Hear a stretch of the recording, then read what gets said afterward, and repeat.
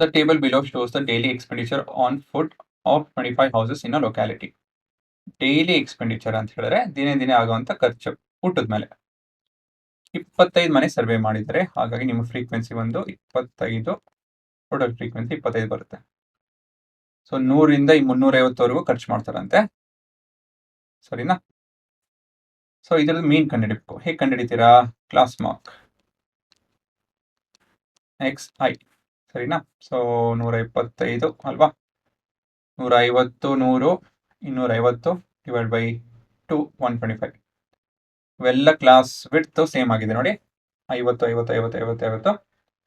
So class width ಇಲ್ಲಿಂದ class ಸೈಜ್ನ ಇಲ್ಲಿ add ಮಾಡ್ತು ಅಂದರೆ ನಿಮ್ಮ ಕ್ಲಾಸ್ ಮಾರ್ಕ್ ಸಿಕ್ದಂಗೆ ಲೆಕ್ಕ. ಇದು 175, 225, 275, 325 ಅಲ್ವಾ? ಇವೆರಡು ಮಲ್ಟಿಪ್ಲೈ ಮಾಡೋದು ಪ್ರಾಕ್ಟಿಕಲ್ ಅಲ್ಲ, ಹಾಗಾಗಿ DI ಕಂಡುಹಿಡಿಯೋಣ. XI minus A. So let AB equal to ಏನು ಹುಡುಗರ? ಏನು ತೊಗೊಂತೀರಾ? ಏನು ತೊಗೊಳೋದು? ಮಧ್ಯದ ನಂಬರು 225. ಇದು ನಿಮ್ಮ ಡಿಫ್ರೆನ್ಸ್ 0 ಬರುತ್ತೆ, ಇಲ್ಲೆಲ್ಲ ನೆಗೆಟಿವ್, ಇಲ್ಲೆಲ್ಲ ಪಾಸಿಟಿವ್. ಇದು ವ್ಯತ್ಯಾಸ ಬಂದು 100 minus 50, 50. It has to be in AB form ನಮ್ಮ ಕೈಯಲ್ಲಿ, ಪ್ಲಸ್ 100, ಸರಿನಾ?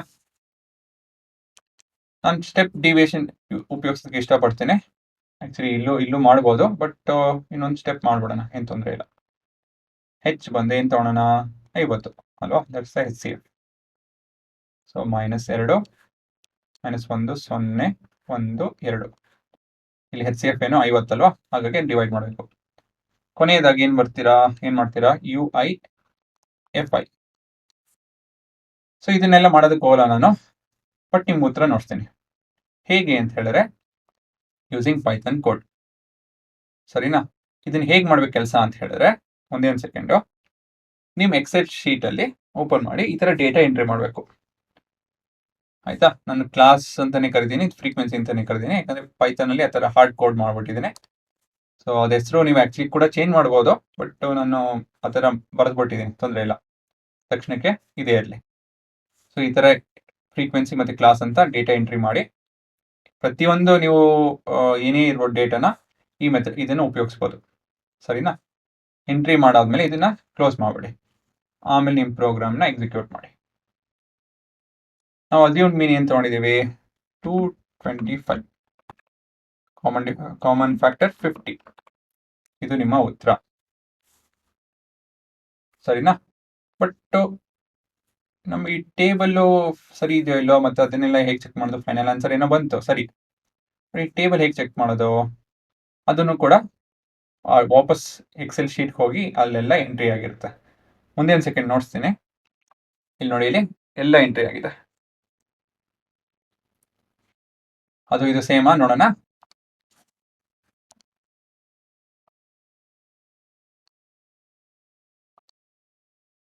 ಇಲ್ಲಿ ಕೆಳಗಡೆ ಮಾಡಲಾ, ಇಲ್ಲೇ ಮಾಡಲಾ? ಹಾಂ,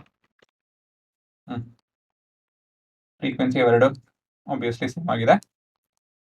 ಇಲ್ಲಿ ಜಾಗ ಇದೆ ನೋಡಿ, ಸರಿ ಹೋಗ್ತದೆ. ಸೊ ಎಲ್ಲ ಸೇಮ್ ಆಗಿದೆ, ಫ್ರೀಕ್ವೆನ್ಸಿ ಸೇಮ್ ಆಗಿದೆ. 25 ಅದಷ್ಟು ಅದೇ ಬಂತು, ಅದು ಮುಂಚೆ ಇರಲಿಲ್ಲ. ನೀವು ಬೇಕಾದ್ರೆ ವಿಡಿಯೋ ಹೋಗಿ ಹಿಂದೆ ನೋಡಿ, ಮುಂಚೆ ಇರಲಿಲ್ಲ ಈ ವ್ಯಾಲ್ಯೂ.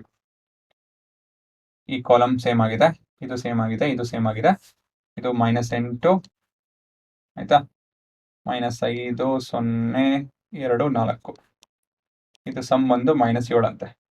ಸೂಪರ್.